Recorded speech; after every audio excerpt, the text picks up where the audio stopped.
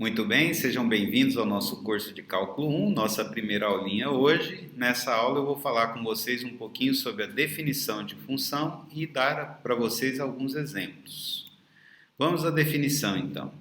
Uma função f é uma lei que associa cada elemento x em um conjunto D, exatamente um elemento f de x em um conjunto E. Então, o papel essencial de uma função é associar elementos de D a elementos de E. Essa lei ela deve me dizer, dado um x em D, quem eu devo associar de modo único, exatamente um, quem é esse elemento f de x que eu devo associar de modo único no conjunto E. Tá? Então, isso que é uma função. A função ela associa elementos x em D a elementos f de x em E de modo único. A notação é essa, f de D para E. Aqui no nosso curso, tanto D quanto E vão ser sempre subconjuntos dos números reais, porque nós estamos trabalhando com funções de uma variável, Mas nos cursos a seguir, cálculo 2, cálculo 3, cálculo 4, provavelmente vocês vão lidar com funções, onde o D e o E são subconjuntos do Rn, muitas vezes são subconjunto do conjunto dos números complexos, enfim. Mas para nós aqui, D e E estão contidos no conjunto dos números reais. Conjunto D é denominado domínio da função, conjunto E é denominado contradomínio da função, e nós temos também o conjunto imagem, que é o conjunto dos f de x em E, tais que x pertence a D. Então, se eu pegar aqui todos os x em D e calcular as suas imagens, os f de x, e montar o conjunto das imagens, isso vai me dar o conjunto imagem da função. A variável x é a variável independente, f de x é a variável dependente. Lembrando que aqui nós estamos utilizando a notação usual, clássica, x e f de x, mas dependendo do contexto você pode ter aí t e f de t, r e f de r, ou ainda você não precisa representar a função com o f, Pode representar, simbolizar com outra letra, tá? A notação clássica é essa, x e f de x, Então, a variável independente é aquela variável que está lá no domínio, E a imagem é sempre denominada de variável dependente. Aqui eu coloquei para vocês o diagrama de flechas, que é útil para representar a atuação de uma função, principalmente quando o conjunto D e o conjunto E são conjuntos finitos, que a gente consegue, inclusive, colocar os elementos e fazer aqui a correspondência. Então, aqui o mundo laranja é o mundo D, o mundo azul é o mundo E a função f associa elementos de D a elementos de E. Então, x está associado a f de x, a está associado a f de a, este cara está associado a este cara, e quem me diz como eu devo fazer essa associação é a minha funçãozinha f. Outro conceito muito importante é o conceito do gráfico de uma função.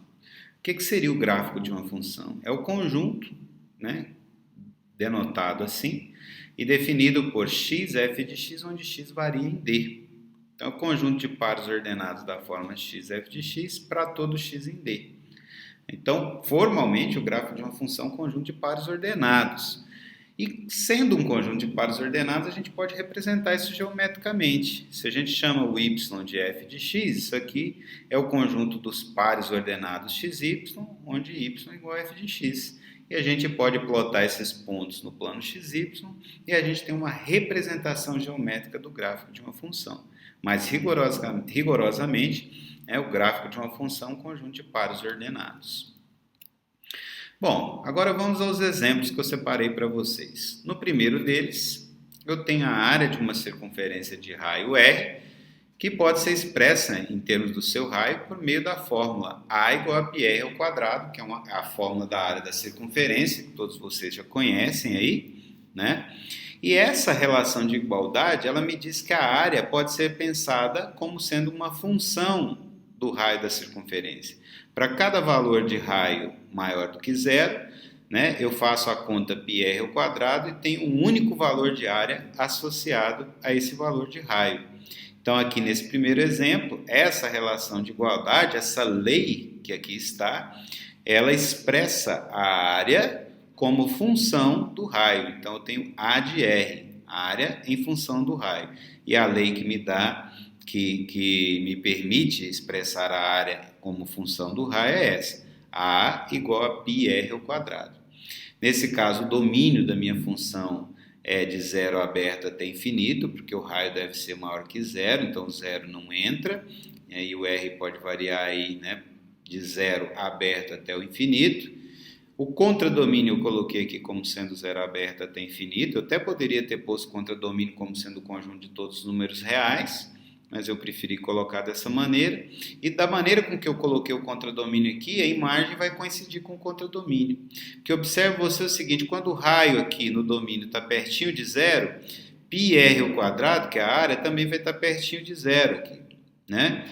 E à medida que o r vai crescendo, tendendo ao infinito, πr ao quadrado também vai crescendo e tendendo ao infinito. Então, a imagem, nesse caso aqui, vai ser zero aberta até infinito, coincide com o contradomínio. Então, primeiro exemplo, né, nós temos a área da circunferência de raio R expressa como função do seu raio. O segundo exemplo é um exemplo onde nós temos um probleminha prático aqui, né? Onde nós temos uma caixa retangular, a largura aqui da base mede W, o comprimento da base é o dobro da largura, então vai medir 2W, aqui a altura nós colocamos como sendo H. Essa caixa é uma caixa aberta na parte superior, então essa parte aqui não entra, vai entrar as laterais e a base, né? Eu sei que ela tem que ter um volume de 10 metros cúbicos, né? O material da base custa R$10 o metro quadrado, das laterais custa R$6 o metro quadrado, e eu quero expressar o custo total do material em função da largura da base, que é W, né? Então eu quero saber, né? Eu quero expressar o custo total do material para a fabricação dessa caixa em função da largura da base. Então, vamos lá, né? Vamos ver como é que a gente pode fazer isso. Nós vamos chamar aqui de A de B a área da base, C de B o custo, né, do material da base. Peraí, passei errado. Então, para isso, para a gente saber quanto que vai custar, né, todo o material aqui da base, eu tenho que saber qual é a área, né? Então é 2W vezes W, que é 2W ao quadrado, e multiplicar isso pelo valor do metro quadrado, que é R$10. Então, o custo da base vai ser a área da base vezes 10, né? Então, 2W ao quadrado vezes 10, que é 20W ao quadrado. De modo análogo, se eu chamar de C de L o custo dos lados, né? Para saber qual é o custo dos lados, eu vou ter que calcular a área das laterais e depois multiplicar pelo custo do metro quadrado, que é R$6. Então, olha, se nós pegarmos lateral esquerda e direita, a área é dada por W vezes H. W vezes H. Então, lateral esquerda e direita vai corresponder a W vezes H vezes 2. E aí nós temos agora também o fundo e a frente, né, que tem área dada por 2W vezes H. 2W vezes H.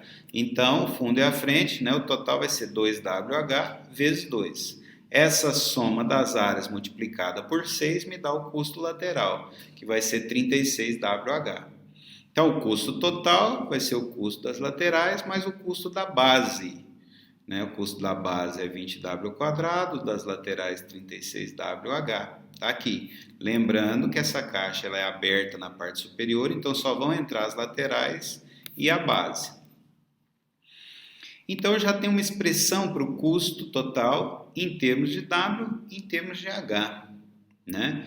Mas eu quero uma expressão do custo em termos somente de W. Então, eu preciso, de alguma maneira, né, isolar o H em termos do W. Eu vou usar, então, a minha restrição de capacidade, que o meu volume da caixa tem que ser de 10 metros cúbicos. Tá? Se o volume da caixa tem que ser de 10 metros cúbicos, isso significa que H vezes 2W vezes W, que é o volume, tem que ser igual a 10. Então, H vezes 2W vezes W tem que ser igual a 10. E aí eu posso passar 2W ao quadrado dividindo e o H é 5 sobre W ao quadrado. Eu vou pegar esse valor de H, eu vou jogar aqui e aí eu tenho o custo em função, né, simplesmente de W. Então eu peguei aqui o valor de H, que é 5 sobre W ao quadrado, joguei aqui, fiz essa conta para chegar que o custo em função de W é dado por 20W ao quadrado mais 180 sobre W. Lembrando que nesse caso o W tem que ser maior que zero, porque ele é uma medida, tá certo? Então aqui o W igual a zero nunca vai poder ser atingido no meu domínio, portanto essa divisão aqui não tem problema nenhum, né? Porque o domínio dessa função é W maior que zero. Então esse é um problema prático, né? Onde nós modelamos o problema e o resultado desse modelo foi uma função que expressa o custo de fabricação em termos da largura da base. Isso é muito comum em todos os problemas de engenharia aí. Você tem um problema prático, você modela esse problema matematicamente, né? E o resultado desse modelo, 99,99% dos casos, te retorna uma função. Ok? O último exemplo que eu separei para vocês aqui nessa aula é esse aqui, que é o exemplo 3 de esboçar o gráfico das funções dadas nos itens A e B. A função do item A é f de R para R, cuja lei é essa, f de x igual a 2x menos 1. A função do item B, g de R para R, cuja lei é dada por g de x igual a x ao quadrado. Nós vamos esboçar o gráfico dessas duas funções. Então, vamos começar pelo item A. Eu vou fazer y igual a f de x. Então, y fica sendo 2x menos 1. E do ensino médio aí a gente sabe que isso é a equação de uma reta.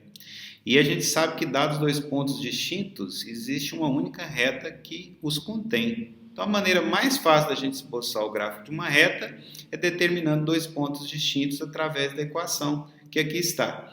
Então, eu vou fazer x igual a 0 aqui. E aí eu chego que o y é 2 vezes 0 menos 1. Então, o y é menos 1 e eu tenho o ponto 0 e menos 1 que pertence a essa reta. Se eu faço y igual a 0 aqui, 2x menos 1 vai ser igual a 0. E aí eu chego que o x é meio. Então eu tenho o ponto meio e 0 que também pertence a essa reta. Com esses dois pontos, que é o 0 e o menos 1, e o meio e 0, eu venho aqui com esse ponto e esse, eu traço a única reta que os contém. E essa reta vai me dar o gráfico da função f de x igual a 2x menos 1. Ok? Se eu quiser saber o domínio dessa função, basta eu pegar o gráfico, que está aqui em azul, e os pontos do gráfico eu vou projetando eles sobre o eixo y e vou vendo todos os valores de y que eu consigo obter. Nesse caso, a gente percebe que todos os valores de y aqui no eixo y são obtidos, né? Desde lá de cima, né, eu vou fazendo a projeção ortogonal dos meus pontos, aqui, aqui, aqui. Aqui embaixo, olha, essa reta vai descendo aqui, eu vou projetando, então vai dar de menos infinito até infinito. Então a imagem da minha função f é o conjunto de todos os números reais. Vamos ver finalmente o item B. Eu vou fazer y igual a g de x, então y igual a x ao quadrado. Lá do ensino médio a gente sabe também que isso aqui é uma parábola com vértice no ponto 0, 0. Como aqui é 1, que é um número positivo, essa parábola tem concavidade voltada para cima. E, dados três pontos distintos, existe uma única parábola que os contém. Então, eu vou pegar aqui x igual a 0, vou pegar para facilitar o meu desenho x igual a menos 1 e x igual a 1, que são pontos simétricos. Vou calcular os valores de y correspondentes. E aí eu vou ter os meus três pontos distintos da parábola. E com esses três pontos eu consigo fazer o esboço. Então, para x igual a 0, o y vai ser 0 ao quadrado. Então, eu chego que o y é 0, obtenho o ponto 0 e 0. Para x igual a menos 1, o y é menos 1 ao quadrado. Então, o y dá 1. Eu tenho o ponto menos 1 e 1. E para x igual a 1, o y é 1 ao quadrado. Então, o y também dá 1. Eu tenho o ponto 1 e 1. Se eu quisesse, ainda eu poderia fazer aqui x igual a menos 2 e 2. E aí o y correspondente ia dar 4 em ambos os casos, né? Para aumentar a precisão do meu gráfico aí. Então, ó, menos 1 e 1 está aqui, 1 e 1 está aqui, 0, 0 está aqui. Então, com esses três ligando, eu já conseguiria fazer o gráfico. Se eu quiser aqui no menos 2, olha, vir até o 4, né? No 2 o y vai dar 4, então tem esse ponto e esse, né? Então, eu vou ligar aqui e vou ter o gráfico da minha parábola que está em azul. Observe que nesse caso, no primeiro caso, a imagem deu todos os números reais. E no segundo caso, vai dar de zero fechado até infinito. Se eu vier projetando ortogonalmente os pontos aqui, né, do gráfico da minha parábola sobre o eixo y, eu vou ver que os valores de y que são atingidos são os valores que vão de zero até infinito. Né? Valores negativos nunca serão atingidos, porque meu gráfico em azul aqui está todo acima do eixo x. Portanto, nesse segundo exemplo, a imagem, né, da função g de x igual a x quadrado é de zero fechado até infinito. Tá bom, pessoal? Então, por hoje é só, vou ficando por aqui e na aula que vem nós vamos dar sequência aí ao nosso conteúdo sobre funções. Um grande abraço a todos.